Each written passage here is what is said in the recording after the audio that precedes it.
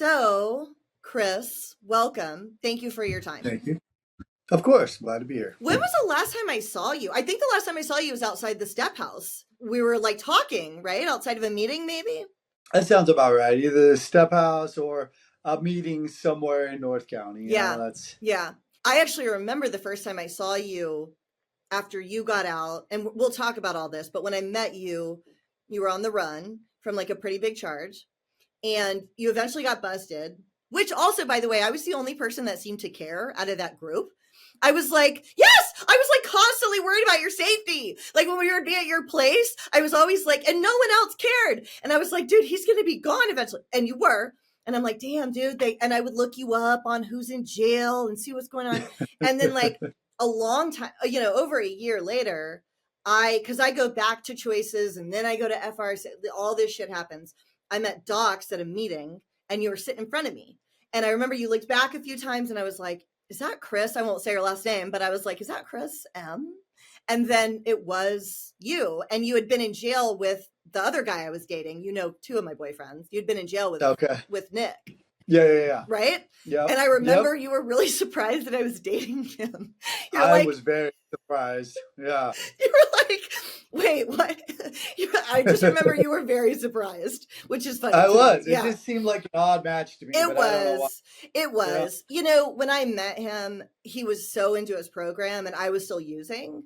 And he really kind of had it together then. He ended up relapsing later. I look him up all the time and try to figure out where he is. I would reach out to him if I could find him, but I don't know where he is.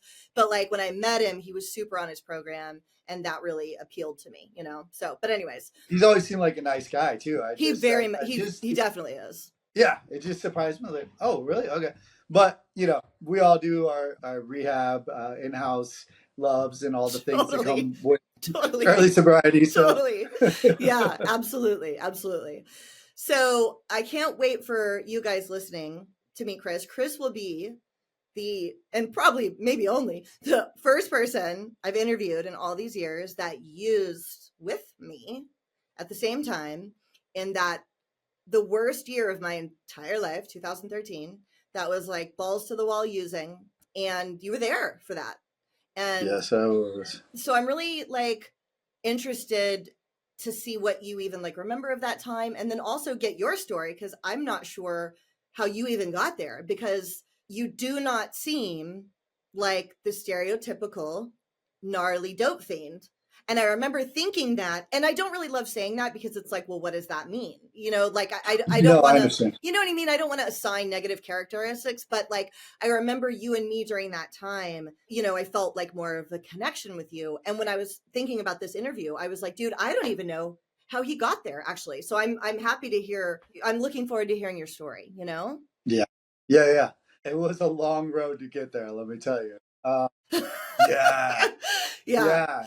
So I'm originally from Colorado, but then lived in San Diego for a good 20 years before I relocated out here to Washington. So now I'm in Spokane, and man, there's a lot of dope fiends out here too. Really? Well, yeah. It's wild. You see them just walking around the streets, but it's different. You see them walking around the streets, barking at cars, and like just being absolutely out of their mind. I don't know what's in the stuff these days, but it's not good. Whatever it is, yeah. So it's a whole nother level, in my opinion. But no, to answer your question, before I met you, I had been in and out of not recovery, but of sobriety, and I started using at a fairly young age, younger than at the time it seemed normal, because I've always surrounded myself with like-minded people and always been like that little skater rat, or that little tagger or whatever. And when I lived in Colorado, we lived in a small town, and all my friends were skater taggers, and we all would.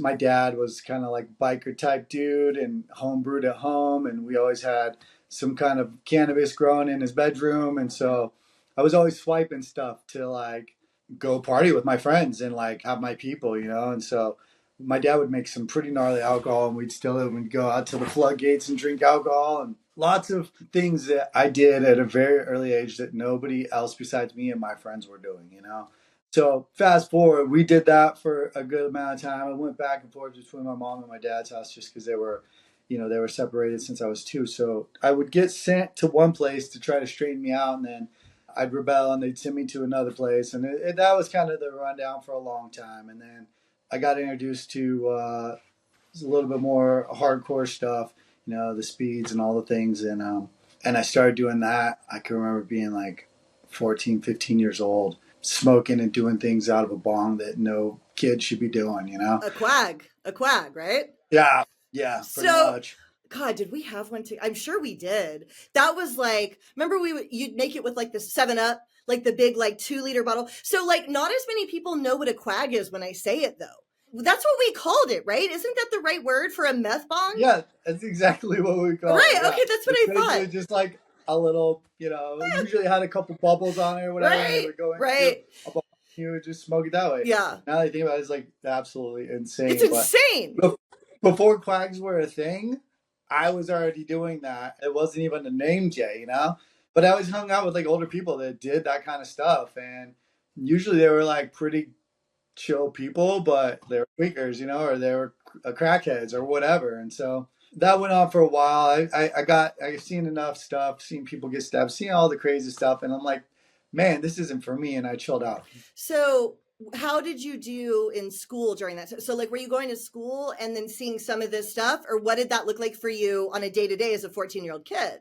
I was already a troubled kid from the gate, like just because of like my upbringing, just all the abuse, all the crazy biker life, all that type of stuff that I'd seen. My dad was kind of a maniac, and he had a lot of issues too with prescription medications, and he had ended up losing a leg in a motorcycle wreck, and he just never recovered from that. And so there was this weird part of me as a kid that wants to be there and help my dad, but at the same time, my dad was like heavily sedated, alcohol abuse, bikers. Like my dad's friends would show up on our block, and all our neighbors would go inside and shut the doors because there'd just be this like, group of bikers show up and park in our front lawn. And it's like, yeah, so that was the kind of upbringing I had. So I started off with like a lot of problems. I found my clique and I found my freedom through my friends, but my friends were always, partiers. And so, long story short, I got kicked out of every single school I went Oh, to. I even got in kicked out like middle school, high school, all of them? of middle school, high school, continuation school, This all shocks the, me. I thought you were going to tell me that you went to a couple years of college and then fucked up and left. I thought our stories were like way more similar because our energies are so similar. This shocks here's the me. thing. Here's the thing about it. The vibe that we give and the look that we can present, right? We can clean up well, we can do the things. It only fuels our disease because the common theme that I've always got whenever somebody knows who I am through like reputation or through whatever, and then they meet me, they're always like, "You're Chris M." Like they're confused. They're expecting like a bunch of tattoos on my neck and face and like just all the things. But I'm like, no, I just kind of am fucked up. Yeah. That's really all it is. Yeah. Yeah. Is I just make poor choices. Okay. That's But all it is. okay, but did you like read a lot because you also speak well? So somehow you got an education. So around 17, around 18 years old, I've always worked. I've always been able to work unless I'm like super strung out. Then that's not even a thing because I'm not showing my face at work. I'm not one of those people. I'm more of like hide from like the reality and surround myself by people who use like me. But I have managed to clean myself up and not through recovery. I used to just like, I would get loaded. I'd feel super guilty and bad about it. And then I would like work out really hard and I'd swim and I'd do all these things and like feed myself. And then like I slowly was able to like sober up. And then through a stepdad's friend, I got this really good job at a really good motivational speaking company, and I worked there for like 8 years and I had a good life. I still drank, I still would smoke weed sometimes, but like this company changed my life and like gave me the ability to like have a fruitful, wholesome, positive environment. You were speaking? I was not speaking. I was in charge of environmental enhancements. I was the senior facilities coordinator of environmental enhancements, which is fancy term for I was the everything maintenance guy. But through this company, I just learned a lot of good beliefs and practices. And I was able to pull myself out of the life that I had been living and was given and afforded a good life. Like I think I bought my first home. I was like 24, 25 years old. And In like Colorado? no, I was in San Diego at this point. I was in What brought you to San Diego? escaping my life in Colorado, Okay. basically. Okay. How So old were you when you moved here? let's see. I was in Valley Junior High. And so was that like sixth, seventh grade? And I flip flop back and forth a lot. And it really gets confusing for me even because I moved around so much. I probably went to like 20 schools growing up because either my mom like couldn't quite afford the bills, and so we'd pack up and go, or I'd get in trouble, or one of my parents just couldn't afford the extra child, whatever. There was always a reason, but I went back and forth a lot. But when I ended up in San Diego in like sixth grade, I think, I was like, holy shit, where am I? I showed up with long hair, baggy clothes, Reeboks, a bad attitude, and I'd grown up in a mostly like Hispanic dominant place in Colorado. So I was the minority. Then I got to San Diego and everybody's wearing like flip flops and board shorts. And I'm like, it's always sunny and there's a beach. I was like, I'm never leaving. Like this is insane. I finally felt like I fit in. My first day of school, this kid, I was so uncomfortable. But this kid at my school, his name was Chris also. He's like, hey, do you want some of this? And handing me a drink, and it was straight vodka. I'm in sixth grade. I'm like, oh, there's a friend. And so that was like my first friend. And like, that seemed to always be my like go-to. It's like, oh, you guys party. Well, there's my friends. And then did you smoke weed for the first time out here after that? Yeah, I think so. I smoked weed, got introduced to some of the more hardcore stuff, cocaine. How did you get introduced to cocaine and speed without giving any names? Like, what was if you even remember, like the first time that happened? I lived in Carlsbad in the when it used to be the barrio, the barrio. Right across from us was this house, and this house had a well-known tweaker shack behind it. And there was 24/7 always somebody in the shack tweaking. And so somehow or another we decided we wanted to try it. And I did it a couple times, and then mostly I dabbled in like cocaine and stuff like that. But then I realized like this stuff lasts a lot longer. And it became a problem. And I ended up in getting kicked out of high school. Fast forward, I was getting kicked out of high school. I'm in continuation school. I was like La Palma. I don't know if anybody knows what La Palma is, but we're like doing lines out of our textbook because it's just like that's the kind of school I'm in. It just has always gone like that for me. Did you graduate? So I did not. I actually got kicked out of. I did go back and graduate. We'll get to that. I got kicked out of La Palma for inappropriate behavior in the classroom. Okay. Yeah. Was that drug It, related? it, no, it wasn't even on me. It was, yeah, I don't know. Some girl in my Okay. class was fooling around with me, and for whatever reason, I wasn't doing the work. I was barely participating in Yeah. school as it was. So I want to add here, certainly when I knew you, Chris was a bit of a ladies' man. So I don't know. you were kind of, and I don't know if you always were, but women really liked you. That was what I saw, anyways. Even I was really drawn to you. Like, obviously, we never hooked up, but I felt safe in your presence. I've told you that. So I don't know if that's like, if it's related, if it was a girl that liked you or something, but that just to like paint a picture for my audience, there was definitely that element to you. You know what I mean? Women seem to really Yeah, like you. I think that fueled my addiction too. Is like always being able to have girls around. But that kind of goes with the scene. That's just how I prefer to roll. But none of it helped me. That's for sure. Right. So, motivational speaking company, 8 years.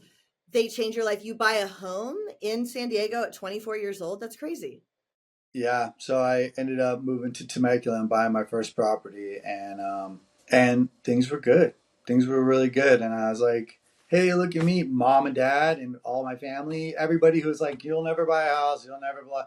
And here I am. I'm like, I've got this corporate job. I have a nice car. I think I have arrived. I buy this property in Temecula, and one of the really like good feelings that I have is my sister was getting married, and I bought my dad and my little brother a train ticket out to California to come to the wedding. And my dad showed up at my house and he said, "Wow, I can't believe anything this good has ever come out of me." Because my dad had lived this life that was like, and that was such a good feel good moment. But what happened was I had stopped using altogether. I drank, so in my mind I was sober. I drank, I smoked weed every once in a while, not too often, but I was drinking. It was like it was manageable.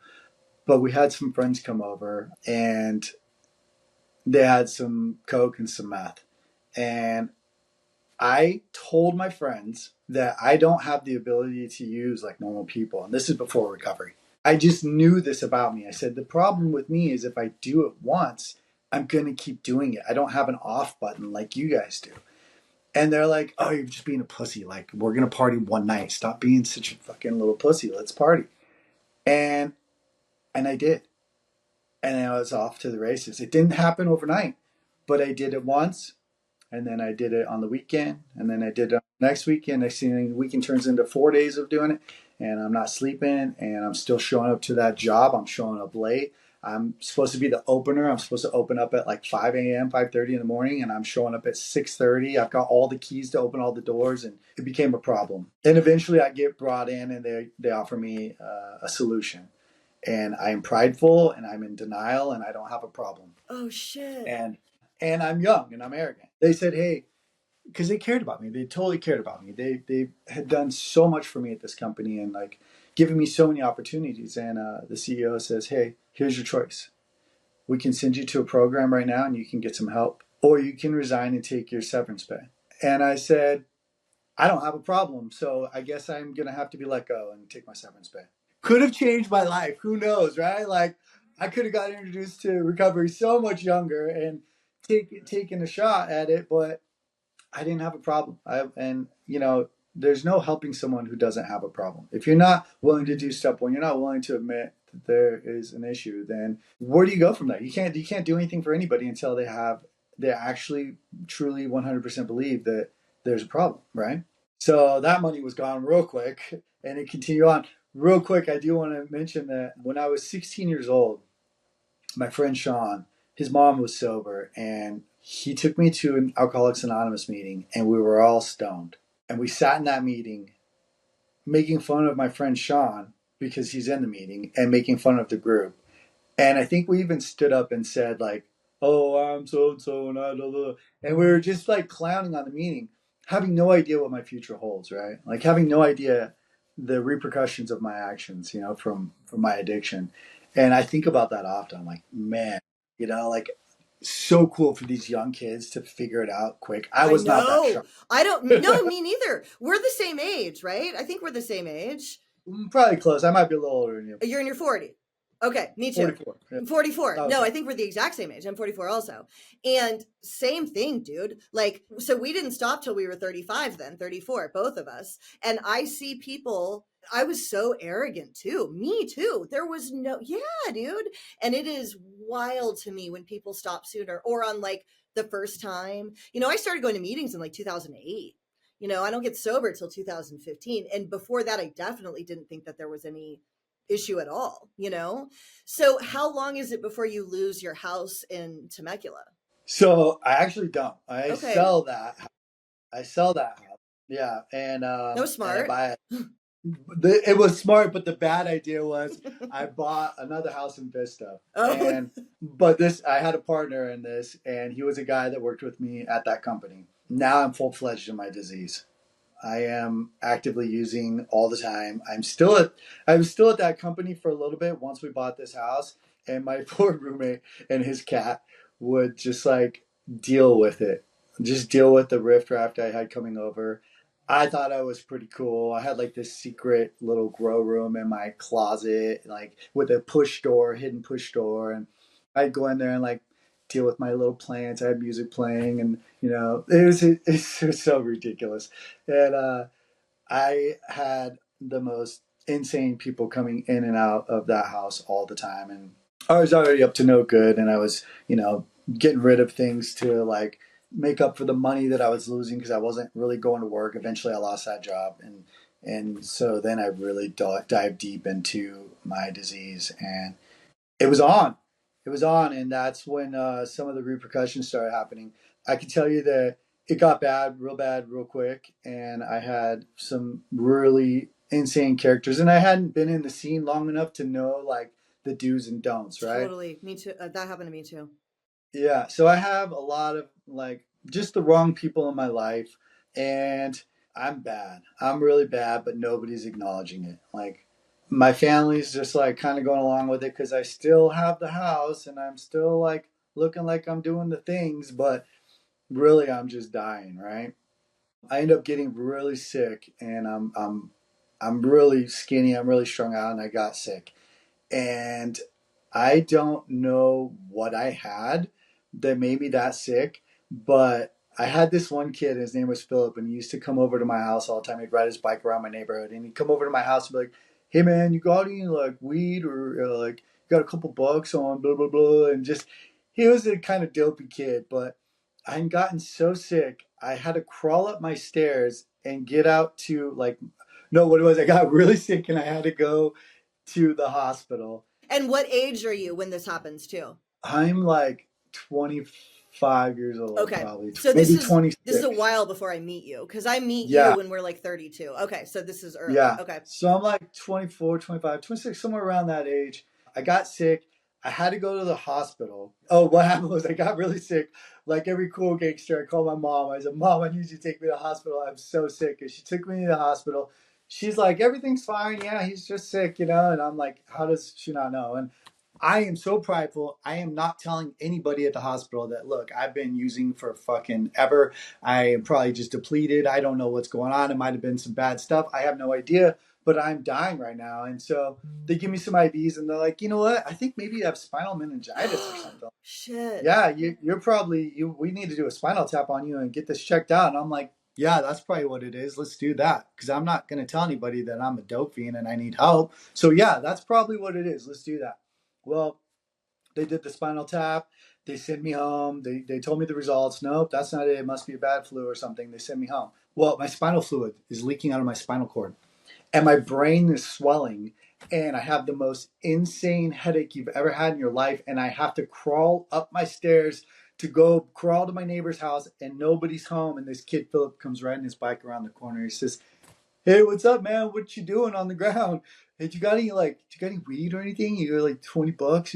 You got any weed? I think I have like $20 I'm like, Philip, do me a favor, man. I'm dying right now. Like, I need your help. I said, I don't know what's wrong, but something's really wrong. Go get your car. Go get your mom's car. I need you to drive me to the hospital." He's like, yeah, all right, man. But do you have like any weed or Oh like, my gosh. maybe like a couple bucks on gas or anything? I was like, Philip, go get your fucking car right now. Or I swear to God, I'm gonna make you do this. I'm gonna kill you. Go get your car.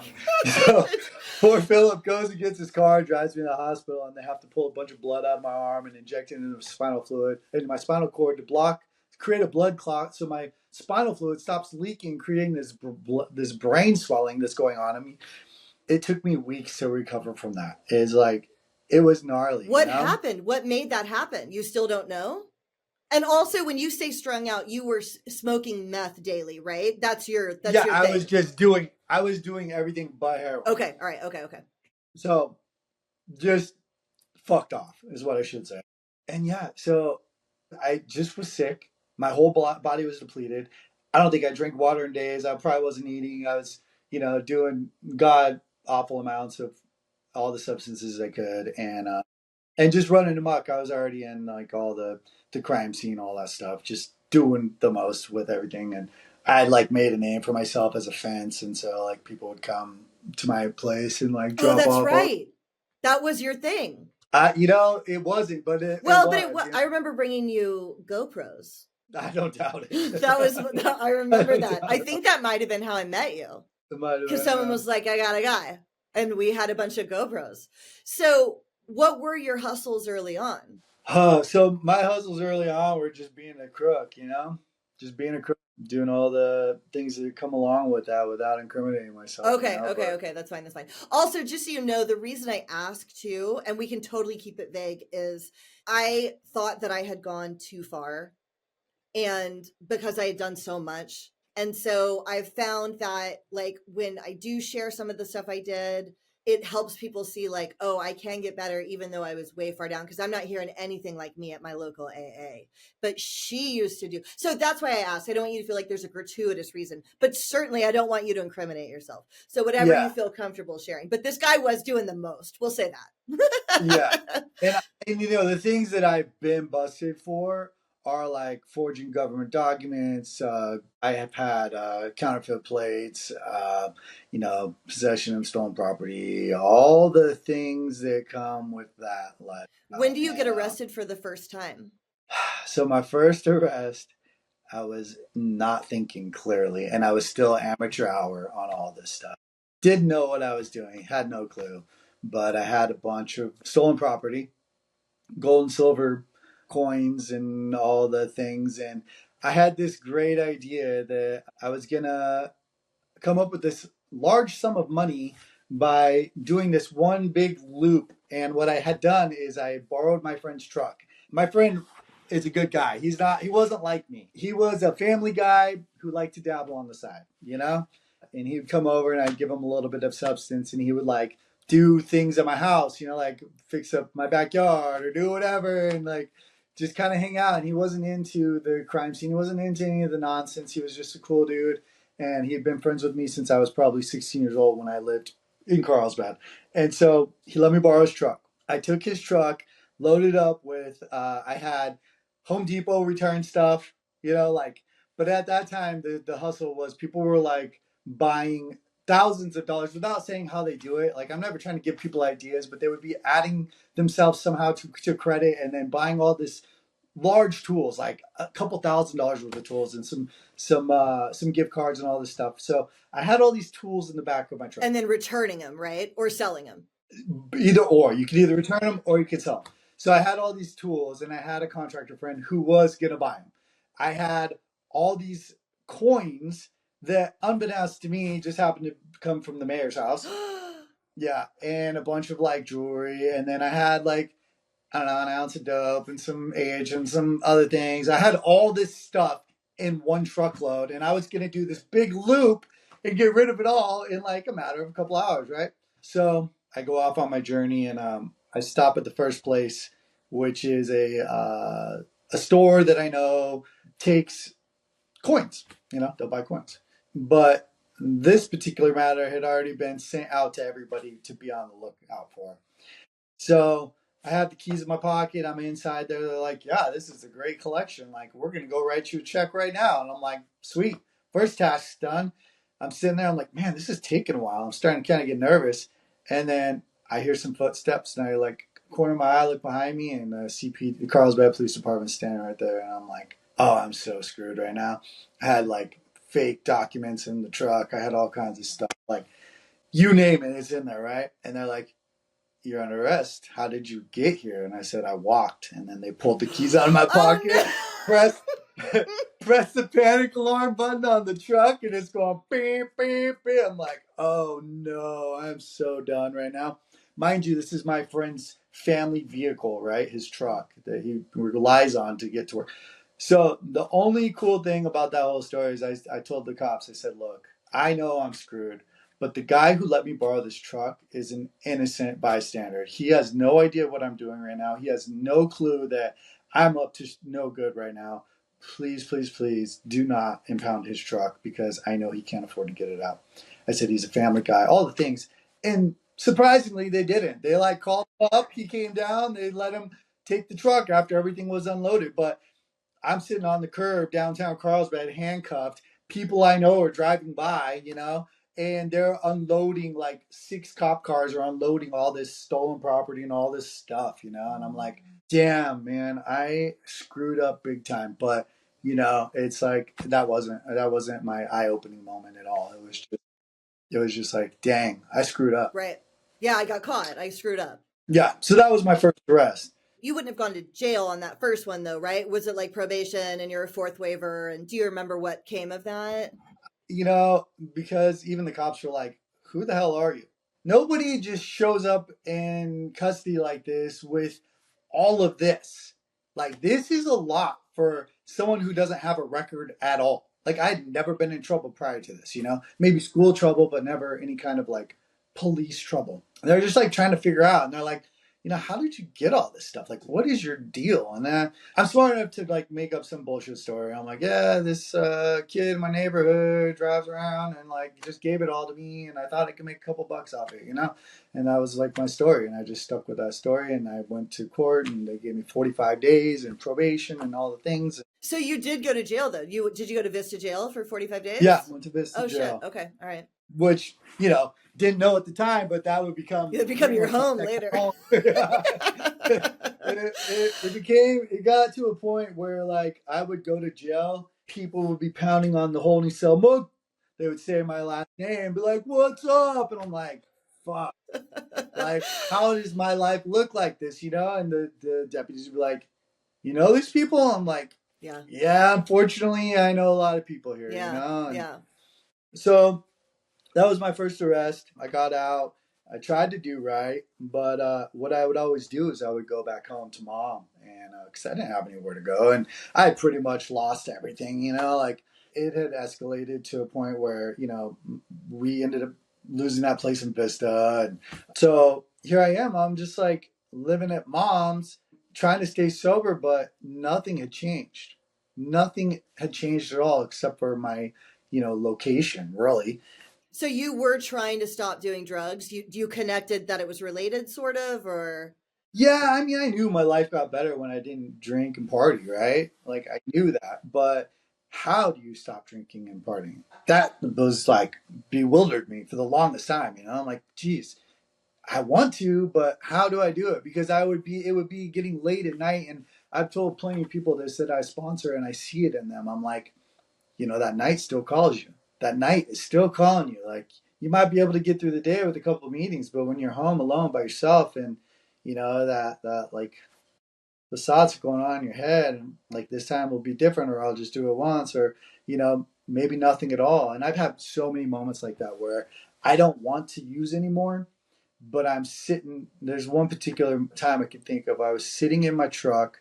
I wanted to get loaded, but I didn't want that life anymore. And I'm sitting in my truck, and I'm like talking with God, really. I'm like, man, God, what should I do? Like, I don't want to do this, but I don't know how not to do this. And like, I'm leaning this way, and it's like, I want to do this, and then I'm leaning this way, and there's this ray of light shining on my face. And it's like, yeah, come this way. Don't go inside that house and get what you're going to get. Come this way. And then I'm leaning back over, and like, ultimately I make the choice to go in that house and get what I can get. Because I grew up where I grew up, I knew it was so hard for me. Everywhere I went, it's like, I use there. I know that guy, I know this guy. I can get that right there. I can get this over here. That is going to be for free, because he owes me one, whatever. Like, it was a struggle to get sober in your own stomping grounds. Absolutely. Yeah, I can relate to that. And a lot of times, like, I would get out. I'd be like, I'm going to fly right. I'm going to do this time. And then I'm like, I'm just going to stop by old so-and-so's house and just say what's up. I don't have any intention of getting loaded, right? And I stop by, and there's like 2 minutes goes by, and I'm like, where's it at? Or they're doing it in front of me. I'm like, psh. And next thing you know, I'm violating my probation because I can't stay sober. And that cycle just continued forever. But so timeline wise, you get out after that first time, you're staying with your mom, and then what did the next years look like? Like, are you getting arrested really consistently? Do you ever have regular jobs? What do those years look like?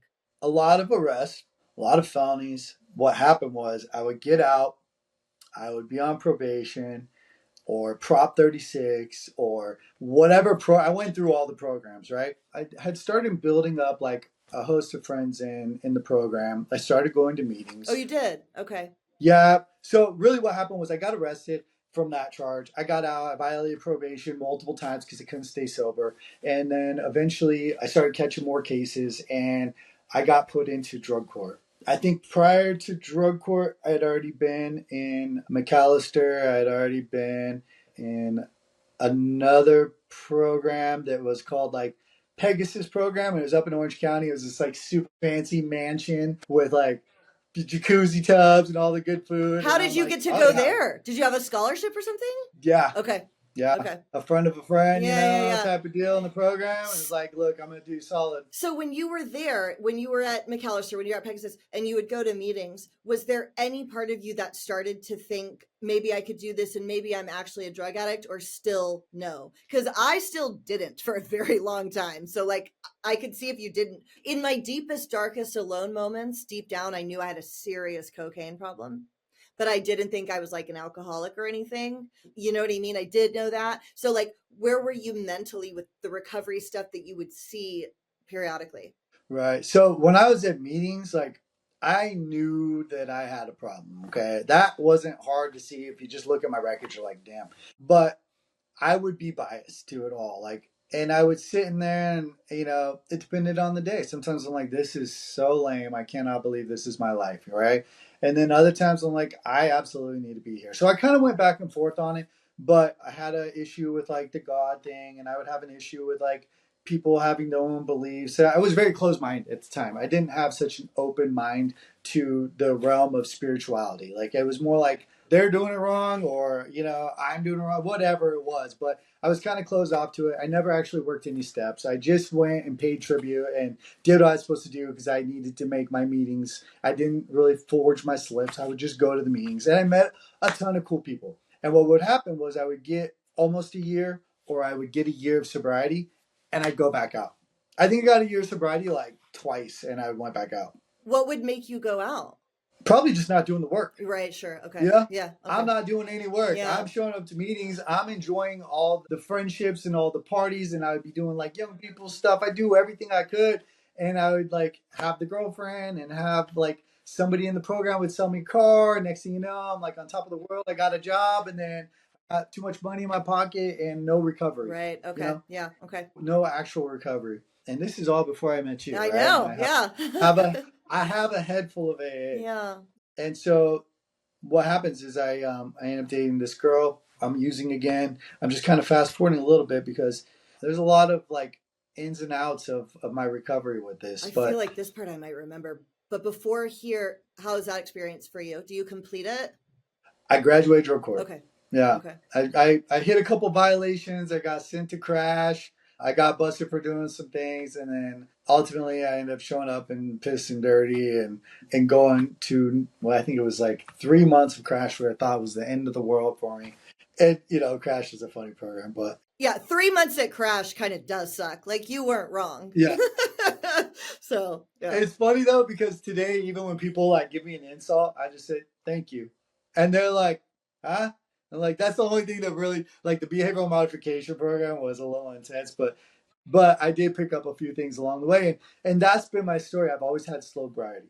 My sobriety has been so slow, but I had to bump my head enough times to figure out what was going on, and I get bits and pieces throughout this thing, and it sucks to go back out with a head full of AA because either you're just absolutely miserable or you power through all this shit, and it really takes a lot for you to like be in the thick of it again. But it's painful. It's painful to be sober and know what you know and then go back out. So yeah, that all transpired. I graduated drug court. We had a little party, and then I think like 4 or 5 days later, I was loaded again. Okay. Yeah, still hadn't done all the steps. Still hadn't really committed to working with others. Still hadn't really committed to like, this is my life. I always had this like reservation of some sort that like maybe, just maybe, I could drink, like normal people drink, or maybe, just maybe, I could like do it one more time and then be done. And that's not the case for me. I'm all or nothing. Like 10 years have gone by. I don't drink. I don't do anything because for me, if I do any mind altering substances, my sobriety's already gone. If my sobriety's already gone, I might as well go do the stuff I like to do, and then it's off to the races. That's exactly how I feel. That's exactly how I feel. Yeah. Not everybody's like that, but my own trial and error, I know that's how I am. I'm an all or nothing kind of guy, so I have to be 100% sober. Otherwise, it's like, well, you're not sober. My brain automatically tells me, and I've tried it multiple times. Well, you lost your sobriety. Might as well go do the things you like. Absolutely. Yeah. No, I know that's what I would do. So you started to say you met someone. This is after drug court. What's the rest of that story? So again, all these poor victims of my disease, and I ended up in an apartment with a fellow drug court graduate. and he's by all purposes a normie. Like he'd maybe smoke some weed, maybe have a couple drinks here and there. He's not sober either, but I started dabbling again, started hanging out with all the wrong people again, doing all the things, meet a girl, get in a relationship. All that life just slowly crept back in and then accelerates really fastly. For me, at least. Next thing you know, I'm back into all the same old stuff, but with a little bit more knowledge of how not to get busted, you know? And I play that for a while. I'm doing my peddling my stuff. I'm like getting rid of this, getting rid of that, you know, just going, being around North County and just running amok from the border to Orange County to Temecula, you know, just in the mix everywhere. And long story short, I ended up back into the same scene, and the girl I was dating gets pulled over, and you know she's got age on her, she's got speed on her, she's got all these things, and really they're always looking for me. The police department's always looking for me in Carlsbad because they know I'm up to no good. And I try to do my best to stay low key, but they found her, and in her wallet was a half printed $100 bill and some multiple room keys because I'm not a Motel 6 kind of I guy. I'm know. like, you know. Yeah, I remember coming to see you in that nice one over by where Hooters used to be. And Uh-huh. I remember I was like, because I am a Motel 6. I'm not even Motel 6. I'm like that shitty one in Oceanside, like where there's like the, like not nice at all. And I remember coming to see you in that one. There was like a kitchen in it. And I Yeah, was yeah. like, damn, Chris is fucking balling.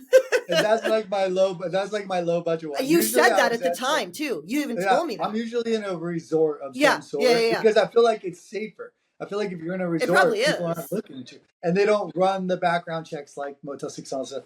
So I'm like, anyways, I am in a hotel and they find her, they find the goods, they find the half printed thing. She's giving them a bunk story. She's like, you know, the story she tells is absolutely funny. She gives up some fake name and it's like on a billboard, like right across from them. And she gives them a name with that billboard as the last name, whatever the advertisement was.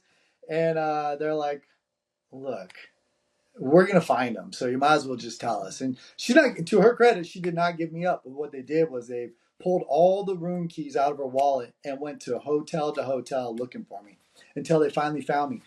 I had just fallen asleep, and I had a bunch of like half print, full print, different things hanging around the room. I had the apparatus under my pillow, and I'm taking a little cat nap because I'm tired. You know, work's done for the day. I'm tired. And I had that little latch on the door, and I heard that latch get popped open, and I got rushed, and I couldn't even like get up before they were on top of me on the bed, and I was getting handcuffed, and it's like, here I go, one more time, you know, Secret Service is there, the police are there, everyone's there, and it's like, And the Secret yeah, Service is there because of the counterfeiting stuff, right? yeah, Okay, yeah, okay. and that becomes a theme, you know, Yeah, like yeah. they tend to always show up whenever I get arrested after a certain point. But they're like, "Hey, Mr. So and So, good to see you again," and like, boom, back to Vista County, you know. And I do my next stint. I think it's like I don't know, a year, maybe a year or so, and I have other open pending charges that could be filed against me. So the whole time I'm there, I'm like waiting for these other charges to pop, thinking I'm going to get additional time. And somehow or another, it didn't actually happen. And like all the way up to like the day I got released, I was just waiting for those charges to pop. And that becomes a theme in my story too. So, anyways, I get, gosh, man, there's just so many different. So all in all, I think I did about 7 or 8 years locked up and about a couple years of rehab from age 24, 25 till I get sober, you know? So do my little time. I think I'm like either on Prop 36 or probation or parole. I don't know. It all kind of melts together after a while, you know? And I even try to like keep my story straight with my wife, and she's like, It's like, yeah. she doesn't know how to like she's one of us, so obviously she gets some of it, but she's like a normal one of us. We've talked about it before, where the DUIs and the you know skewed thinking and stuff like that, but not the extreme levels Us that like living outside and, yeah, lots of like crime. she's And never slept on this set of stairs outside all night because she just didn't have any other option, you know. or in a laundry room in some apartment That's complex, a good one though, because those are warm, Those were like Yeah. good ones. If the dryer's on, That was fucking like my perfect. early. Yeah. See, and here's the thing about it. Those are like my early day usings, and it progresses. It's such a progressive thing because I often think about this. I think about the people that I see out on the streets that are homeless, using and collecting cans and like doing little peddling of this and that to try to get their thing. And I'm like, man, I've thought about this so many times. Like, do they have better morals than I did when I was using? Because I would not live like that. I Right. would do the dirt that it took so that I didn't have to live like that. In the early addiction, like, yeah, I'd sleep in a laundry room or whatever, but that shit gets old, Like, I don't want to live like that. I don't want to be cold. I don't want to be hungry. I don't want to be swamp feet, Like, I Totally. don't want to eat that. Yeah. So Yeah. Yeah. I am doing the dirt to, like, be in the resort, because I want a clean shower and a clean bed. But What made you think of counterfeiting? Did you just look it up? pretty much the circle of people that I hung out Okay. with were doing I mean, that's all the usually how things. you learn. That's how I learned how to print checks, which is what I was doing when we met. Yeah, I I mean, learned from one of our mutual friends. right, like card readers, checks, all that stuff was always in some scene that I was in. Totally. Okay. Okay. Not necessarily my cup of tea, but I just definitely was like dabbling in it, and I definitely charges for that stuff. And I've always been really lucky. Like all the charges I ever got were never what I deserved. The things that I was actually doing somehow always got missed, and it was like whatever they found on me at the time. And so I'm extremely lucky on that, and I'm extremely grateful for that too, because I wouldn't have the life I have today if I had been just locked away for infinite amount of years. So Yeah. But you do have felonies, right? And you've got this great I have life, right? Which is kind yeah. of the cool thing too, which is one of the other reasons why I, wanted to talk to you because I had somebody commented on my Facebook the other day, like, yeah, easy for you to say I have all these felonies, I don't know what I can ever do, blah blah blah blah blah. And I'm like, well, I don't have any felony convictions, that's true, but I still have a commercial burglary and I was charged with a bunch of stuff. And so like having someone on that actually does have these convictions and now has 10 years and a great life is so now we're getting a little bit closer to when I meet you. Because when I meet you, I think you're on the run from one of those counterfeit charges, right? Yeah, so I think when you, yeah, gosh, and it's all kind of confusing to be honest, because I have so many multiple different, and I have a ton of felonies. Yes, I have a lot of felonies. But when you met me, I was, once again, back out. I had just different girl, different relationship. She was sober, teacher. I had an apartment.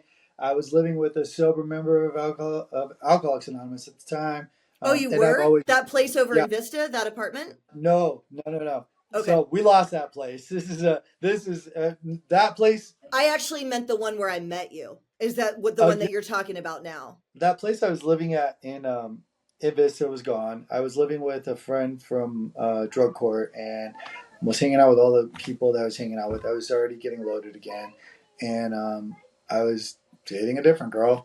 Anyways, I get raided for a lab at my apartment, unbeknownst to my roommate. Okay. And what there is there's like a bunch of cookware and different stuff that is in a closet and a locked closet outside the room. But there's nothing of substance in any of them, and really it was just kind of like a half cocked tweakerish thing that was going on. So I get arrested. The room they come in with like the hazmat suits, beep beep beep beep beep, and their machines, and they like board up the place. His dad is the manager Oh of the apartment no. complex. Oh shit. There is a lot of victims in my story, and that I know. I've had to make amends to some of these people too. Sometimes it goes good, sometimes it goes bad, but as long as I'm doing the work, it's okay. But I get put in jail, and I had called my dad. I got put in jail, I bailed out. I called my dad, and I told my dad what happened. My dad, being the gnarly dude that he is, he's like, "How'd you do it? Were you using this or were you using that?" And I'm like, man, and it was gnarly. I felt bad, and I didn't like that I'd done that to all these people, but I got out and I went right back to using. So I told my dad what happened. I went for arraignment, got locked up. I bailed out. I talked to my dad about it. I went back. They dropped all charges on me because it was an illegal search and seizure. But what I really think is they were probably trying to keep tabs on me too to see what else was going to happen. I got out and I went right back to it and I got loaded. And the girl that I was dating at the time called me up and she said, "Hey, you need to get back to your mom's house right now." I need you to get over to your mom's house right now. I'm like, what's going on? She's like, just get over here, please. I'm like, I'm busy. Like, I'm doing things right now. What's going on? She's like, hey, your dad just died of a heart attack. So I didn't even get to tell my dad that they dropped all charges. I didn't get to tell him anything. The last phone call I ever had with my dad was, hey, Dad, I got busted for some really gnarly shit, and I'm probably going away for a long time. And I said, I'll call you when I'm done. I'll call you when I figure out what happens. And instead of calling him, I went back to my disease, you know? Oh, Right out wow. of the gate. Like, didn't even call him, didn't even think about calling him, really. It's like, I gotta go get loaded. My dad died of a heart attack in the hospital parking lot. He was taking my grandpa to the hospital at the same time for something else. But that was the last time I talked to my dad. So now I'm carrying that guilt. I'm carrying a lot of stuff around. I've got all the baggage in the world, you know? And so we all crammed in the car a couple weeks later and drove out to the funeral. And I decided that I was going to be sober for the funeral. And I'm a freaking mess. And we're all in this, me, my mom, my sister, all my family basically in San Diego are in this rental van driving out there. And I cannot be normal because I decided I wasn't going to use anymore. I was going to be sober for that funeral.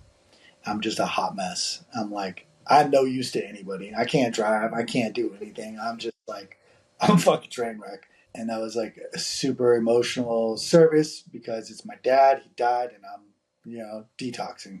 So I share that only because there's a lot of things in my story that are like that. There's a lot of regrets and shameful things that have happened that you can find freedom from through step work and through working with others and through the common bond, which is recovery. And if you get deep into it and start, sponsoring enough people and hearing the similarities in all the stories, then you can find that we do get to recover from, a seemingly hopeless state of mind and body and soul. And it's powerful, it is. And, I've had to write some letters to people that are no longer here, and I've had to do some things that, weren't always comfortable, but that was part of the thing. And I didn't address any of that stuff at the time. Instead, I just kept doing what I did. I got back from that funeral and I just went on like I was doing. And fast forward, that girl is no longer in the picture, and there's a different girl in the picture, and we're running amok doing the things. And when I met you, I was dating somebody else who who she was, The right? blonde. Yeah, the Yes. blonde. Yeah. I don't And remember her name, but I remember her. yeah, so I was dating her. She ended up getting a apartment in Vista, Oh, and that's that's right. That was her place. That's right. yeah, I remember that. yeah. Okay. I mean, I think I helped somehow get Okay. that. Okay. I Okay. don't exactly remember, but that was the place that I was kind of using as like home base, and I was hanging out with a lot of different people. You remember Gamble? He was part of the scene back then, and we're up to the same shenanigans. It's always ends up being the same shenanigans where the hustle is the hustle, and we're trying to make as much money, and like the money never mattered.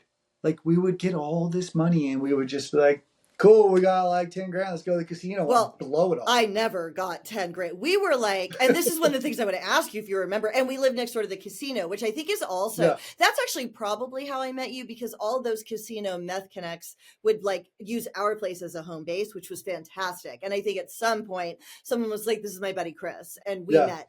I actually remember. Oh, you do? Okay, what Yeah. happened? I think Schmitty was over there. Oh, yeah. Okay, yeah. I didn't know if you knew him. Okay, that's how Yeah. we know And each so, other. Okay, yeah, that is right. yeah, I think I either went over there to give something or to just say what's up or whatever it was. And then you guys were there. And yeah, I was like, this place is a trap house, dude. I am not hanging out here. But then I got to know you guys. I'm like, oh, man. Like, I really liked you. And I think you felt bad for me, kind of. I Did you? totally Okay. felt bad for you. but I was like, what is this sweet girl like you doing in this place? Like, holy shit, I you could guys got no tell. business I being could here. tell Yeah. that you were sad about my life. Oh I could man, tell. I'm like, how can I save her I from this know. I mess? remember But you thinking my that. own life was a mess, Right. So, And I but in felt my that though. And I could tell that you thought that because I was also very inexperienced in the scene. And I know I got taken advantage of a lot. And can you describe your memory of that awful place I lived in for my listeners? I mean, that's how you describe it. It was a trap house. There was like, I think there was like a couple like bikes taken apart in there, and there wasn't like a lot of like anything nice in there. It was like it's like you guys found a bunch of stuff at random places in the alleys and like brought it in. And Do you remember my turtles? Do you remember the turtles? yeah, you did have turtles, Yeah. and I think that was like I think that might have been some kind of connection for me too, because I always had these like little turtle collection. I don't know if you remember that, but I had this like black turtle. It was like made out of onyx, Yes, and I I would be like, do. At your house. turtle, you know? Yeah, Yes, yeah. I do remember that. Oh my God. And I was like make a joke about it, like, oh look, turtles here or whatever. And Yeah, and it we was had, just funny to me. yeah, and the place was disgusting, obviously. Yes. And how describe like my use? You know, you were I don't know how bad you got at the time. It was like everybody there just It was bad at the house. yeah, nobody in that place seemed like anybody I would hang out with in my addiction. And I'm bad, right? Like I'm bad, but I'm also like been in it for a minute, and so like I can recognize a trap house when I see one, and I can recognize like, oh, this place isn't probably not the best spot for me. But at the same time, like, well, we can do our thing here, and we're like right across the street from Oceans, and I knew that you guys were all doing what you guys did, and so like the selfish part of me is like, well, this is an opportunity, and the other part of me is like, I just got to limit my time here because I don't want to be like followed from this place, you know. Totally. And I don't want to get No, there arrested were because I show up indictments here. based on that house for sure. And I Like, don't know how I missed those, but I think I was already out of that picture by then. yeah, When for that sure. happened. I think the only reason we missed them is because we used the payphone. Remember, there was the payphone across the street by the El Supermarket on the way. You probably don't because you had a phone. We didn't even have a phone. And so we would use the payphone to call everybody. And so we were never connected because they did that Operation Corridor indictment happened right after we lived there. It was all those people. They followed one of the girls, this chick, Emily. I think she's sober now. They followed her from our house to the taco shop that was right there and surrounded her with SUVs. I just never saw her again. And I think that was like a place for indictments to happen, was there. And I know who you're talking about, and I know, Yeah. you know Okay, you all those remember people. her. Yeah, yeah, yeah. Yeah, but I was never like really in that. Like I dealt with all those people, but I was at a distance. And a lot of times I would put people in front of me to deal with people that I just was like trying to stay back from. Yeah. But we always had a friendship, you and I. So I was like, And the last question I want to ask you, and then I do want to talk about that connection because I get a lot of questions about Evan. And Chris, of course, knows that that's not his actual name. What, if any, is your memory of like Evan and our relationship?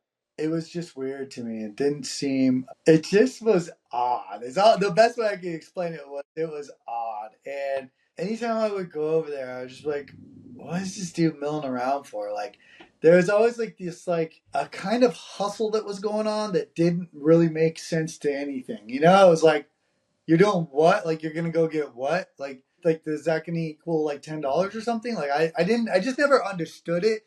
And I feel like you and I would always like whenever I'd come over, I would just like hang out with you, and he would always be there and want to be part of, but there was never really like any connection on my end with him. Or mine. So yeah, so Yeah, I I mean, think that's not entirely true, but it kind of is. And I remember I told you this off air, what you would do, and I don't know if you would do this on purpose. You would walk in probably and give him like $5 or $10. And we were such gutter hype junkies. We never even had $5. And so you would give him like 5 or 10 bucks and be like, hey, run to the store, get me some cigarettes, please. And he would get up and leave and go. And I'd be like, oh my God, that's so cool. And then we would sit there on the bed and talk. And I remember feeling like, this is like a beacon of light in my life. And you told me that you had been in recovery before, you'd been to meetings because I'd already gone to rehab once and I loved 12 step and I desperately wanted to get back. And I was so scared every day and I was shooting so much heroin. I was constantly in that bathroom picking my face and shooting dope. And when you would come over, there was like this, and it's crazy to me that now we have 10 years, we weren't wrong because I felt that connection. And look, we're sitting here right now on a Zoom. I'm interviewing you. We weren't wrong, right? And so like in those moments, I do just remember having that friendship with you. And I could tell, I was like, this guy sees me from who I used to be and who I am and really feels bad that I'm here. And I can tell, you know what I mean? yeah, because I didn't want to be there either, but I didn't have the ability to stop what I was Me doing. neither. Yeah. I've never ever once I pick up this is a common theme for me. The moment I pick up and I switch off my spirituality and I switch off my program, the moment I pick up, there's no stopping what I'm going to do until I get arrested. Right. Yes. Yeah. And it's the sad truth. I know people that can stop. I know people that can like be like, whoa, that's too much for me. I'm going to go check myself into a program and then I'm going to go get sober or whatever. Yeah. Not me. Yeah. Totally. Do you mind sharing? Because you got charged with this, so this doesn't incriminate yourself. Do you mind sharing what happened that night that you came over from when you got pulled over? That's the smartest thing I ever heard of. Was that your idea or someone else's? That was your idea, right? I don't remember how we came up with it in the moment. So you were on the run from like hella prison time. It was like it was like a lot. I remember that. Yeah. So what happened was I was arrested for some pretty serious stuff and bailed out. And somehow or another, they let me bail out and I got arrested again. And then I bailed out. Like, when you're in the scene and those people that can like get you out on bail for like $100 when your bond is way more than that, but you like end up getting out. Well, we had those people and I kept getting arrested and bailed out. So I was bail on bail on bail, and I have no idea why they kept letting me out. But I kept getting out. So I was on the run when I met you, bail on bail on bail.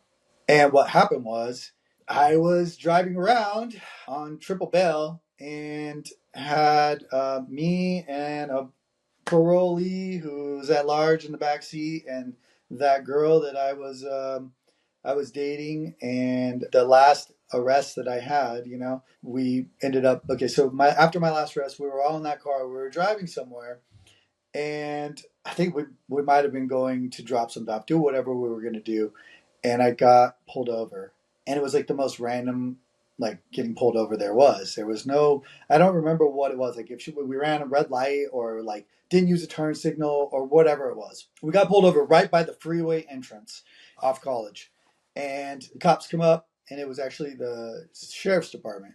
So they come up and they're like, pulled you over for blah blah blah. I need your driver's license and identification cards for all three of you. And so we're like, okay, yes, officer, and give them the cards, and they walk back. And I've got stuff on me. I'm bail on bail on bail. I'm going away for a long time, and I'm sitting in the front seat. I'm like, hey, either I'm gonna run right now, or I don't know. I don't know what to do. I think I should just get out and run. I could probably book it across the freeway. I could do something. Like I need to try to get out of here because otherwise I'm gone for a long, long time. We came up with the idea of calling in a fake murder. We were in Oceanside, knew the area pretty well. So I get on my phone, give a bunk address that's like a couple blocks away about shots fired. And then my buddy gets on the phone, same bunk address, about someone's down. Someone's down on the ground, they're bleeding out. Nothing's happening. And then the girl I'm dating gets on the phone, screaming, crying, he's bleeding, all this stuff. And all of a sudden, the cops come rushing back up to the car, throw the IDs in the car, say, we gotta go. And they take off to this fake murder. Tricked them, and I drove off. And you came to my house. And I came to your house, freaking out that I just okey doked the sheriff's department because I thought it was so smart. Everybody says that, but what it ended up doing, and at the time I was like, holy shit, I cannot believe I just did that. I mean, and I got understood away. the severity, but I was like, damn, that was smart because we turned off all the lights and sat on the floor next to the bed and for hid like the hours. Car and all the things. Yeah. And ended up having to sell that car because now that car is, it's burnt. And I continued on. For a good minute. But what happened was, being the good dope fiends that we were, we had burner phones, and that girl did not. Oh, okay. So they traced the number back to her phone. Shit. Okay. And then she went and got a rental car for me a couple weeks later. I was like, I don't remember what I was driving around, but she picked up a rental car for me and brought it back to our place. And I loaded up the car once again because now I need all the money in the world because I got to leave the state and I'm not going to go do all this amount of time, and I need a way out. So I put a bunch of stuff in that car. Sounds familiar, right? And I'm like, man, that helicopter has been circling around here for a minute. Like, I know I'm messed up right now, but my spidey senses are telling me, like, this is not right. Like, I gotta go. I gotta go deliver all this stuff so that I can get this money so that I can get away, which never actually happens because I just keep doing the cycle. It's never enough money, I drive out of our apartment complex. I take a right, I head down towards Melrose, and I get at that stoplight, and all these black SUVs box me in. And at first, I think I'm getting jacked. And then I realize, oh shit, it's over. And I have, before I can even like blink, I have all these guns in my face, and I'm getting pulled out of the car, and it's a wrap. And they're, they're emptying out the vehicle, and they're trying to like, they bring me into the station. They're interrogating me for like 12 hours. And I'm just like, I don't know nothing. I don't know nothing. I don't know nothing. I don't know nothing. They're like, well, we got your friends, and they're all telling on you and all this stuff. I'm like, cool. Like, where's my lawyer? I don't know nothing. I've been through this enough times to know like anything I say is going to screw me over. Finally, they're like, well, you're not giving us anything, and that's fine. We're going to book you out with your shoe size. And I was like, I told them my shoe size. They're like, got you. Because I had shoes in the apartments, Oh and my they're like, gosh. that's how they were going to give me. I'm like, that's so lame. I don't even care. But they go to the apartment, and this again another victim, the girl who I was dating, and they're like, we found all this stuff, and I never intended for her to have any kind of repercussions from it, but that's what happens when you're Oh, hanging did out with she get me. arrested too? I think she got put on probation and had to do like Prop 36 or something, and hopefully it helped her, like change some things up. Because I mean, first of all, if you're hanging out with me in my disease, you obviously need some help anyway. But She was like a good girl, kind of like me too, right? Sort of, yeah, sort of. I remember there yeah, was some shady stuff with her, but she wasn't like that probably got her sober when I think about it. You know what I mean? That would have been over the edge for her at that time. I hope Yeah. so. Just Yeah. I haven't really corresponded with her, Right. but Yeah. yeah, that was probably my most serious case, because now they were taking what I did with that fake call, and then the bail on bail on bail, which gives you all the enhancements and all the things, and they like hit me with conspiracy and all these different charges. And so I'm sitting in county jail just going, holy crap, they're offering me 27 years, and I don't know what I'm going to do, and this is insane. And I'm literally like pleading. I at one of my arraignments, one of my, I'm sitting in the box, and they're like, I see the drug court lawyer walk by, and I'm like, I know her by name, and I'm like, hey, excuse me, and I call her by name, and I say, I'm back again. And I'm like, you know who I am? I'm a good dude. I'm just a terrible drug addict, and I need help. Like, and she's like, I don't think there's anything I can do for you. You've already been through drug court. You've already been through crash. You've already been through Prop 36. You've already been through all the stuff. Like, at this point in the game, it is what it is. You just got to do your time. I got nobody else to like try to help me out of this situation. It's like, it is what it is. But I got a pretty cool lawyer, public defender. I wasn't paying for a lawyer, public defender. And so they sent me back to, I don't accept their deal because that's just ridiculous. They send me back, they bring me back a couple, days later, and they give me my next deal. And it's like, okay, now it's like 15 years or 14 years or whatever it was. And, with good behavior and all things. And, and I'm like, no, I'm not doing that. And he's like, if I was you, I would sign. They're constantly trying to get me to sign this deal, and I'm like, I'm not doing this. Like, this is crazy. I'm back to the jail again. I'm like back to my cell again. And then the last time they brought me out, he told me, I got you a really good deal. He's like, it's 7 years, and if you don't sign it right now, I can promise you this is only going to get worse. And in all fairness, that was a good amount of time that I could have done for what I had been into. But I wasn't willing to accept it. And I was kind of like in shock in a weird way. And I just like, I was like, fuck it then. And I just kind of stared off into space. And he didn't know what to do with me anymore. He's like, are you going to take it? And I just didn't acknowledge him. I just stared off into space. And I think I was like saying some prayers and, just like, how did I get here again? What is going on with this? He finally just got up and walked away from me because he was tired of me just being quiet, staring off into space. And they sent me back to my cell, and then they brought me back the very next day, and he's like, hey, you're never going to believe this, but I got you a 5-year split. And he's like, fucking sign it right Oh now. I was shit. like, okay. Yeah. Got a 5-year split. It was the best I could have hoped That for. means And 2.5 years in, and then 2.5 probation. yeah, but what it really was it was 14 months in. It was a year long at Casa Rafael, and then the rest of the time on AB 109. So, I got really lucky. And what you would think would be that I would like man, I am done, right? I wasn't. I wasn't done yet. My last drink and my last drug were both in county jail. I had been there enough times. I knew everybody. I knew all the deputies. I knew all the people. Like, they know who I am. They see me coming in and they're like, "What's up, dude? You wanna do you wanna sit in the cell or do you want to come be a worker?" And I'm like, I'll be a worker. I'm going to be here for a minute. So after a couple, like I think I was there for like a month, and they came and pulled me, and I was a trustee. And here's a funny little side story. One of my times in, I knew my life was an absolute shit show, and that my life had become a Jerry Springer episode. And I never understood like how people's lives could get like that until it happened to me. And my mom was always a supporter, and she would come visit me. And I'm a trustee, right? And my mom, this is all she had. She looks at me and she says, "Honey, I'm so proud of you that you're a trustee." I was like, holy shit. My life is so messed up that that's all my mom has. Is like, I'm proud of you that you're a trustee. That's all she's got left. My son is a complete train wreck, but hey, He's he's a a trustee trustee. in Like, jail, making yeah, moves in good jail. for Yeah. you. Hmm. Good for you, son. Yeah. And that's actually when you My, met my other boyfriend. You were trustees with him, I think. yeah, Nick. yeah, Yeah. yeah, yeah. Hmm. So my last drink, my last drug. I was a trustee, and they had me sent me out to do something like pick up all the trash. And one of the deputies asked me to pick up this big bag of like when you get brought in intake, and throw it away. And I'm like, you did not just do that. So I had this big bag of trash, and it had all these cigarettes. It had vodka, tequila. It had all the Oh, things, and hell yeah. so Did it have some, and it had dope in it too?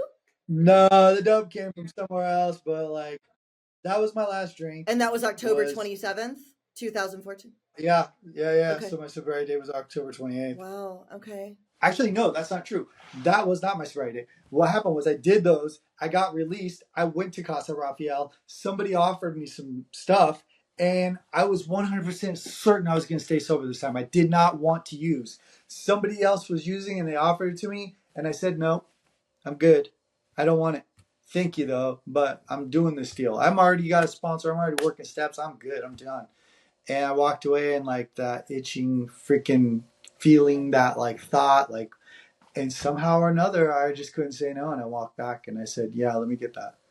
And then, you know, trying to like, I can't do just a little bit. So I leave property and I meet up with someone and we just do it to like I've been using every day, and then I have to go back and try to fake a piss test. I walk into the office all set up with my like fake Wizinator and all the things, and I go to get a cup of water and I like knock over the cups and I'm like, you know what?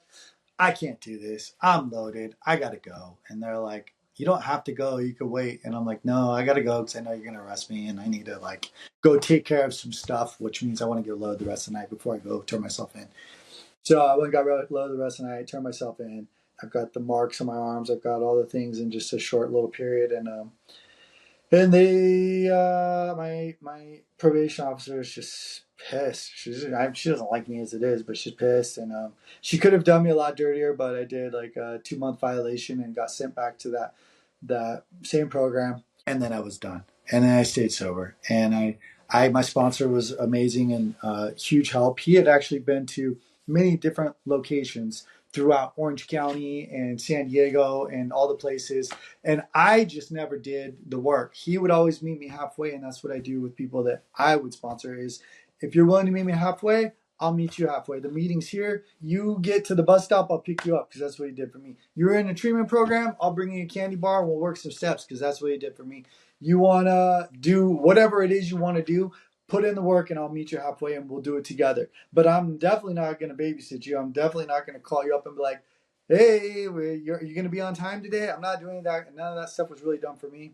It saved my life. I would sit at that program and do steps. I would leave early and try to bring people with me to catch the sprinter, to catch the bus, to get to that meeting an hour early so I could do my coffee commitment because I needed this more than I needed anything. And I would stay in that meeting. I would make that coffee. Maybe I'd go walk down to the beach just to check out the waves and then come back to that meeting early so I could be a greeter. I would sit up front. I would sit by my sponsor, and I would do that every day. I would walk over to Russell's and see you there. I'd walk over to wherever, and it was a grind. It was not easy. Like I had to work hard for my sobriety because I had just screwed up everything so bad. Nobody wanted anything to do with me. My friends in the program were like, "That's relapse Chris. Stay away from him," you know. And it's sad, but I had just burned so many bridges. That's how it was, you know. And I just created all this chaos and wreckage everywhere I went. And so, you know, it was a long time before I got a vehicle again. It was a long time before I had like any kind of money or a phone or anything. It took a minute this time. And the struggle was hard and it was worth it because I didn't need all that shit so fast. Because what happens is everybody would always be like, "How do you recover so fast?" And I would like accumulate all these things and then be right back out there. This time it was different. I was standing on the corner selling those papers, and people would drive by that I knew from that corporation. You know, I had one time when these girls pulled up, and I'm like, "Hey, would you like a paper?" You know, and they're like, "Chris?" Oh my I'm like, gosh. "Yep, it's me." You know, like this is what I've done to myself. And And now you have 10 years though. That's incredible. So how long was it before you did get a car? Because it was a while for me too. How long was it before you did get a car? And how did you get one? What was your first job? so selling those papers built up a little bit of money enough to like get into a sober living, which my whole time of going in and out, in and out, in and out, everybody always told me you need treatment, you need like a year-long program, go to this place, go to that place. But my ego was too big. Even at the times when I was homeless, I would be like, I'm not going there. That's a homeless Like shelter to a sober living, you would refuse to go to a sober living. or a homeless shelter. Like, I mean, technically, the program I went to is a men's Yeah, homeless the shelter. where you went Yep. is the shelter. Yeah. Yeah. Hmm. I was too good for all that stuff, you know. But ultimately, that is what changed things around for me. But yeah, I it took me a while to get any kind of money saved up, and my first job was with my sponsor. My first job, I was a painter already. I already had enough experience painting that he gave me a job with him. And it was like, you know, in between, we only had limited working hours when I was in that program. So I would work with him, and everybody on that crew was like, you know, I'm with my sponsor and we're doing sobriety and we're working, and it was like the most healthy environment I possibly could do. And I worked with him for 6 7 years, Oh something wow. like that, Okay. kind of moving myself up through things, and then we incorporated together and I became part owner of that company.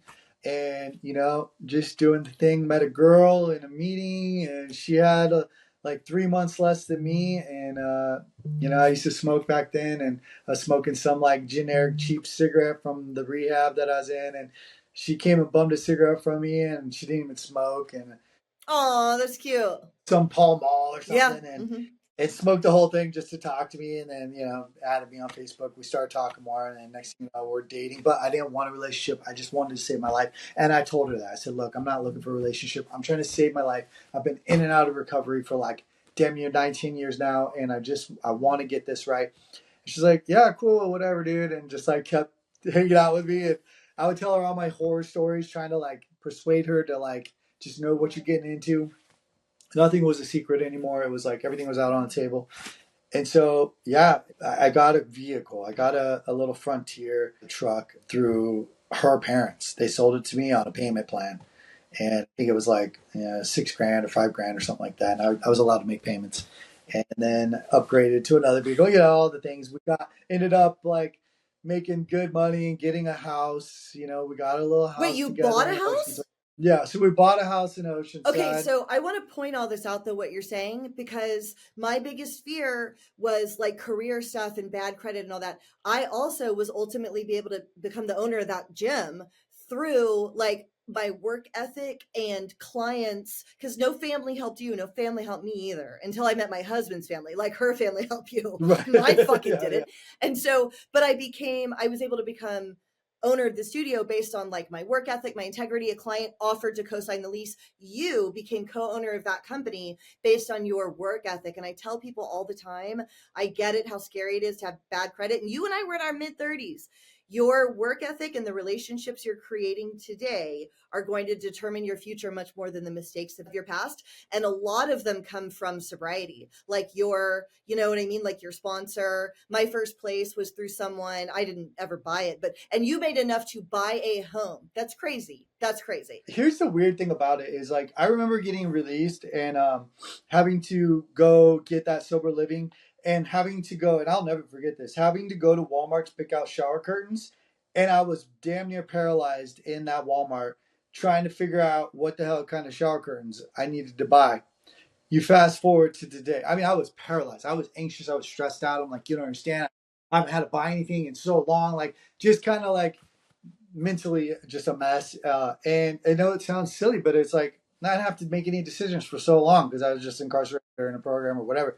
And then, you fast forward to today and it's like, I'll get to that. But the thing is that when you wholeheartedly give yourself to like recovery, you start making these long lasting relationships. And we don't go into the meetings and be like, I need this or anything like that. It's not like I don't do like public announcements, but if you stick around long enough, you make enough friends and you learn enough lessons and you see like that this guy used to ride around on a little pink bike with tassels and he lived in this like park enclosure and now he works for Google and he's like a head executive and you see these stories that happen and you're like, how does that work?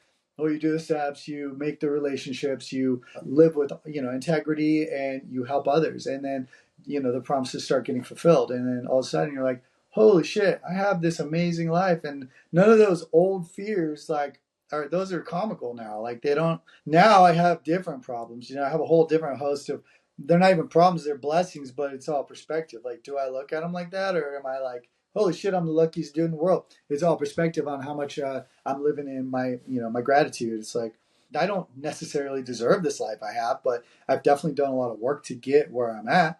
I had that career with that sponsor, and I ended up letting that go, and we all relocated out here to Washington, and I made a pretty big life-changing move, and it was leaving all my family, all my recovery, all my friends, my support group, everyone, moving out here.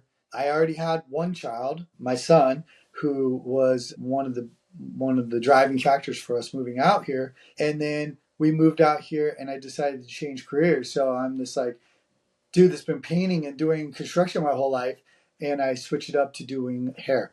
So I Hair. I love this. So first of all, your son is why you guys moved. What was that reasoning? So my son was born with congenital cataracts and he has glaucoma too. So he's very low vision, and he's worn contacts since he was like 3 months old. He's had all kinds of treatments and things done, and it's an ongoing thing, which comes with a lot of obstacles and love and tolerance and acceptance and all the things that we get to learn in recovery. And some days it's easier, some days it's not, but he's the most amazing kid in the world. You would never know. He's all boy. He's always at the trampoline parks. He's always doing all the things, but he's just very, very low vision. Like, he can't see that far. So we decided we'd move out here and kind of slow things down. And I'd have more ability to be with him for getting into schools and doing the things that he's going to need to do that he might have some struggles with. Okay. So you felt like the care and the environment would be better for him up in the Northwest as opposed to in a city like San Diego. Yeah, Okay, got it. yeah, That yeah. makes sense. And Okay. I wanted to change careers and slow down so I'd be more readily available for my So kids. how did you end up doing this? Is crazy. Like walk me through what you did. I love this. It's like maybe my favorite part about your story. So again, I have the gnarly record, right? In California, I'm not allowed to do damn near anything. Now, mind you, I have paid the money, I have done the work, I have filed all the things to get all that expunged. The only things I couldn't really get done were a few of like my like prison prior type stuff. Three different cases that if I still lived in San Diego, I think is possibly doable. And who knows, maybe it will happen one day. But here in Washington, I can pretty much get any license I want. Oh, okay. All right. So I moved up here. I told you I never graduated high school. I moved up here, and one of the requirements was I needed to get a high school diploma. So we moved up here. I went back to school at the college and didn't get my GED. I got my high school diploma, and it took me like 2 months. It was like the most ridiculous, easy thing that I've been putting off for, however many years, 20 20, years. whatever. Yeah. Yeah. Uh-huh. And I'm like, okay, well, that's done. And then I ended up going to cosmetology school. My wife does hair. Yeah. So, Is that what made you think of it? Because she's doing it. You're like, this looks like she's got a lot of time. She's making good money. Like that's must be how you made the decision, right? You saw someone yeah, doing pretty it. much. Okay. Pretty much. And it kind of started off as a joke. She would always tell me, like, she was always doing that. I'd come home and I'd just be, dirty and doing, a little bit more of like physical stuff. And then she comes home, she's like, "Oh, my client today," and she's just so happy. And I'm like, I'd start jokingly telling her, "I'm just gonna do what you do," you know. And it was like an ongoing joke for a while. But when we moved here to Washington, I said, "No, I'm legit gonna do what you do." And so yeah, that's what I did. I went to school for a year. And then got my license, and then found a nice little salon to start associating with, and became an associate, did the like apprenticeship program for, a good 9, 10 months or something. And now, I'm on the floor taking clients, I doing the love thing. And, this. and it's a different world. It's such a different world. Like coming from, I don't even like saying it, but like coming from like a convict type environment to like a construction environment to like, I do women's hair for a Right, living. Men too, but like like bougie women, I'm right? literally Yeah. doing like balayage and You do like highlights. And I'm like, balayage? You know how to do balayage? yeah, Damn, too yeah, bad you that's what don't I live do. here anymore. I'd still go see you. That's It's so cool, hilarious. Chris. And I'm just chopping it up behind the chair to my clients. And it's like, nobody knows anything I about was going to like ask my, you that. my Does anyone know? Okay. not really. Like I've shared, obviously when I got hired on, I shared with my employer, I'm like, "Hey, look, I got a bit of a history. And, just so you know, like these are the things that I've been through in abroad, just kind of giving it a broad, like, this is where I've been." And she's like, "Yeah, cool. Like, I'm glad to have you." And so I got hired on, and yeah, you like I came into this sobriety thinking like, yeah, right. Nobody is gonna. I am ruined. Like I'm gonna work it. Nothing wrong with it. There's nothing wrong with working at McDonald's. But I came into this going, I'm gonna work at McDonald's for the rest of my life, like, or I'm gonna be a construction worker until I'm dead, or whatever. Because I thought the same thing. Like you can't do anything now that you have all these felonies, and it's not true at all. It's just like you just gotta do the work and have some faith and put yourself out there, and it just changes, it turns around. So we moved out here, had another baby. Now I got two boys. They're both all boys. I got a 5-year-old and a 2-year-old. My life is busy. I thought I'd slow down out here. I did not slow down. I changed careers. I changed environments. Had another baby. They're upstairs right now, Yeah. stomping around. I Every can once in a hear. while I hear a stomp. Yeah. Yeah, yeah. And the reason why it's been quiet is because I told them I had to do something for an hour. They know we go to meetings. They don't understand what it is. So yeah, go to meeting. But it's been a trip. Like you want to talk about major changes is moving to another state and getting into recovery out here, going to meetings out here, having another baby. All those things. Like you imagine that a shower curtain used to stress me out and cause anxiety, and now I have this full life, and it's the biggest blessing. I never thought I'd get married, never thought I'd have kids, never thought I would ever see 10 years sober, never thought any of this stuff would happen. I have this beautiful little house in this little like Candyland neighborhood where these beautiful parks surrounding us, and it's the most amazing thing, and like people call me for help and advice all the time, and it's like, if when you knew me back when you knew me, and I knew you back when I knew you, there's always a glimmer of hope, but you never anticipate that you could really go so far and or help so many other people. I have people in my life that I've known since they got sober that again like showed up on their bicycle getting kicked out of a place and like not having more than a day sober or no day sober, and then turn their life around and have this like family and this like family or no family, they have this like life that is like, how? Like, I'm astonished. I'm like, how? Like, sometimes their lives are way better than mine. I'm like, How how did do you do you that? like, how do you have this job at Apple that you work 3 days a week and make $150,000 and like you just travel the world and like enjoy your sobriety in different countries and like how do people do that? Like, but This is it's the same how. way It's I the did. process. Yeah. Yeah, it's the same thing we did. I know you got to go. I have like one or two last questions. One is very selfish. What did I look like back then? I had to have been a mess. I didn't look like this. Remember, I picked my face really bad. Yeah, yeah, you had a problem. I think I would often tell you stop You picking. did. You did. You totally would. Yeah, I mean, probably similar to how I look. Yeah, yeah. Well, you kind of Tore looked up. like you, but you were very thin, right? I was so skinny. I remember one time sitting in a hotel and everybody was in the hotel and I needed a shower and like they were just kind of flopping around in my hotel room and I went and took a shower and I came out with just my towel on because I didn't have clothes. I needed to like get some clothes and I remember everybody kind of laughing because I was so skinny, like Ethiopian skinny, and I was like, I won't forget that. Like that resonate. I know how bad it got, but it was like same for you. You're just like I know you had the I'm sure you had the abscess. I know you had the marks. I know you had the track marks. I know you picked your face. I know all the things, but like yeah, it was just It's it's none of it it's was. just crazy to have healed. You know what I mean? Like I just didn't think I would ever survive. And if I could go back and tell me sitting on the floor next to that bed talking to you after the 911 call and our lives were so hopeless, if I could have been like, "Hey, Janine, in 2024, you are going to have a show. You're going to be married and have owned a gym, and you and him are going to be on. You're going to have a computer. You're going to have a laptop that you have not sold, right? You're going In to the have a comfort Mac. of your own home. Yeah, exactly. And y'all are going to talk about this and you'll have a fucking decade. Like, and I can't tell her, but I can tell the people listening because I just would never have believed it. And I don't think you would have too. This is probably an annoying question that I don't even know if you know the answer to, but what do you think was the difference this time? You actually really did it this time. Why? I used to have a friend who would ask me every time I would relapse. I'd come back into the meeting and he'd say, "Hey Chris, are you done yet?" And it used to piss me off. Like, do you think I want to live like this? You think I want this? Like, you think I like being the Statue of Liberty? Hi, I'm Chris. I'm new. Like, you think I like that? No, I don't. But we had gotten sober at the same time. He was like 3 days difference than me. He's sitting on like 17 years or something like that, and I'm sitting on 10. But every time he'd ask me that, it would piss me off. And then I kind of get it now. It's like, are you done yet? Are you going to surrender? Now, granted, this is a daily reprieve. I understand. I get that. Like, nothing is for sure. But if you're done, you're done. If you're ready to surrender, like I had nothing left.